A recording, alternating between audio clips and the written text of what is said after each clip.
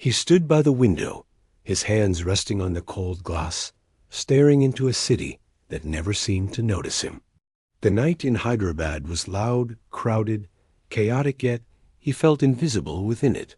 The son of a government worker, a boy raised in the shadow of ordinary expectations, Satya Nadella often wondered if ambition was a curse. His father valued stability, bureaucracy, the comfort of a pension. But Satya's mind drifted elsewhere, restless, plagued with the ache of wanting something undefined, something that clawed at him in silence. In school, he was not the loudest voice, not the brightest flame, but he listened, he watched.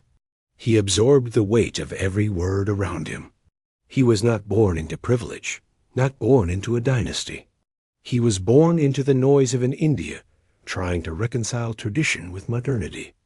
And in that noise, he felt trapped, as though his destiny was being dictated before he had ever been asked what he wanted.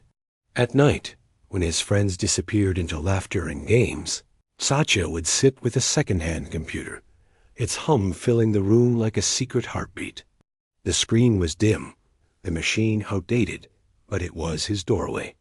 In the pale glow, he felt a strange kind of freedom, the kind that made him forget the dust, the noise, the weight of expectations. It was there, in those sleepless hours, that he learned something dangerous. He could create worlds out of nothing but code, worlds where the rules were his, not inherited. That discovery was not joy, it was obsession. But obsession is never safe. Every time he whispered to his family that he wanted to study abroad, that he wanted to leave the comfortable path carved for him, he was met with silence, with a father's quiet disapproval. To dream was to betray stability. To leave was to abandon certainty. Yet Satya could not ignore the knowing voice that whispered, "You will suffocate here." The decision came not with triumph, but with fear. Leaving India, leaving behind the comfort of language and family, he stepped into America carrying little more than borrowed courage and the burden of doubt. Wisconsin was cold, unforgiving. He walked streets where no one knew his name, sat in classrooms where accents tangled and alienated him. Nights were spent alone in dorm rooms that echoed with silence, and he questioned, over and over, if he had made the mistake of his life. Failure lingered close, like a shadow waiting to claim him. The coursework was brutal, the cultural distance suffocating. Every assignment felt like a verdict, every professor's glance a reminder that he was far from home, far from certainty, far from anyone who could save him. There were days he thought of quitting, days when the only voice in his head was his father's, calm and certain, saying, "You should have stayed." But giving up meant surrendering to a life of safety, and safety was the one thing he feared most. His first risk came quietly. A chance to join a young, sprawling company called Microsoft. At the time, it was not the giant it would become. It was still something uncertain, something risky. Satya was not the obvious choice. He was quiet, reserved, and not the kind of man who commanded a room. But inside, a storm raged. He wanted to prove that silence could be as powerful as noise. That steady persistence could outlast brilliance. He left behind other offers, safer ones, ones that would have led him down predictable roads. Instead, he chose the path that was unclear, unstable, fragile. That was his rebellion. The first days at Microsoft were not triumphs. They were humiliations. His colleagues, louder and faster, seemed to outrun him in every meeting, every discussion.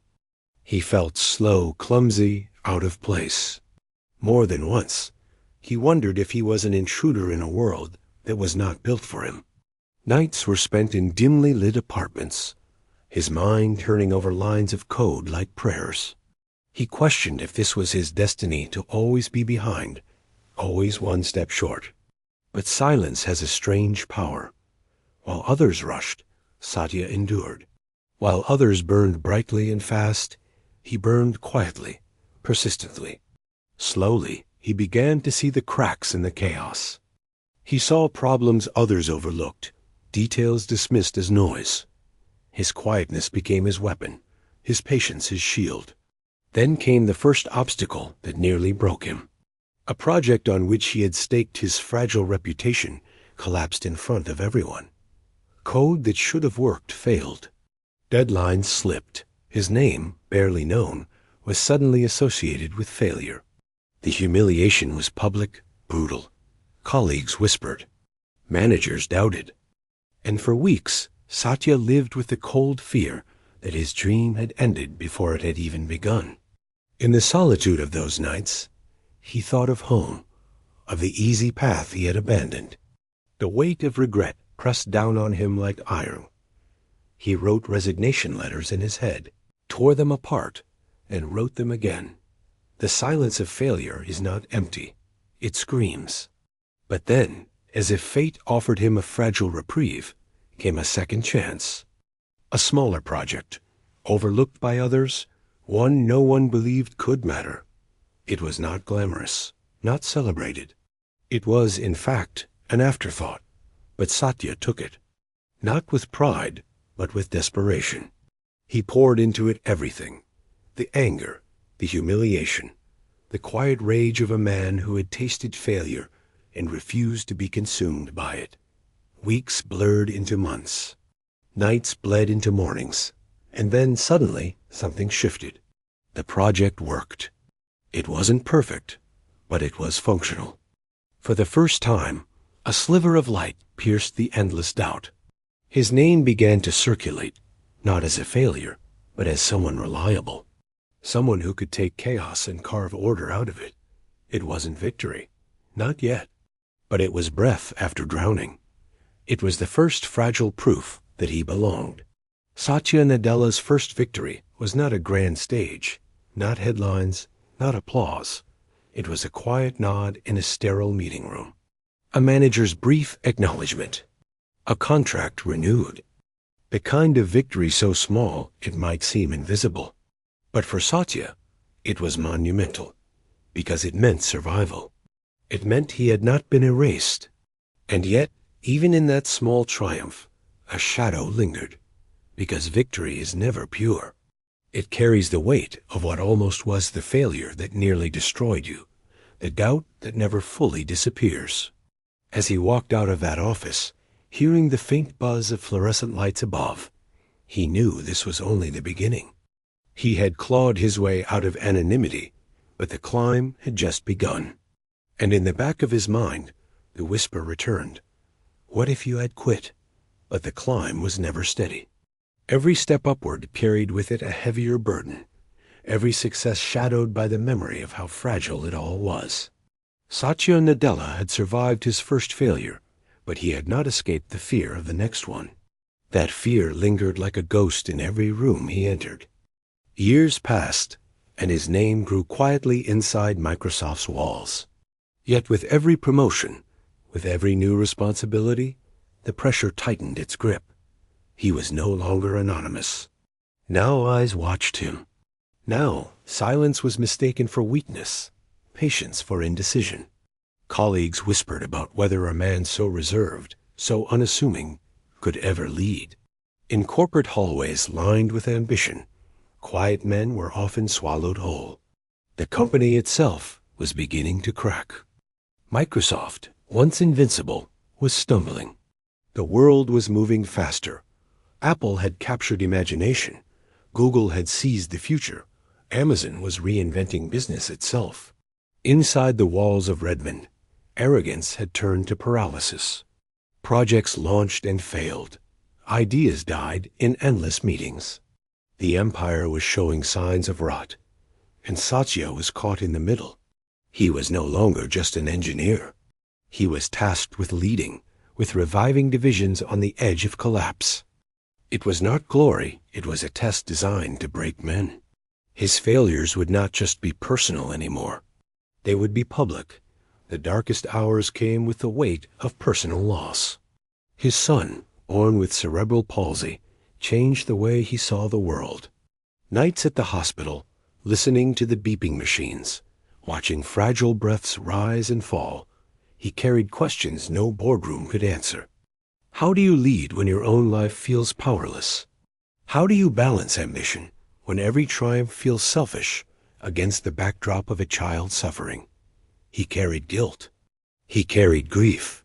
He carried the silent rage of a man who could not fix what mattered most. That grief bled into his work, shaping him, hardening him. While others measured leadership in dominance, he began to see it in resilience, in empathy, in endurance. Not the loud victories, but the quiet survival of each day. Still, the risks came sharper, deadlier. Cloud computing was rising. It was the battleground of the future. Microsoft was late, behind, mocked as outdated.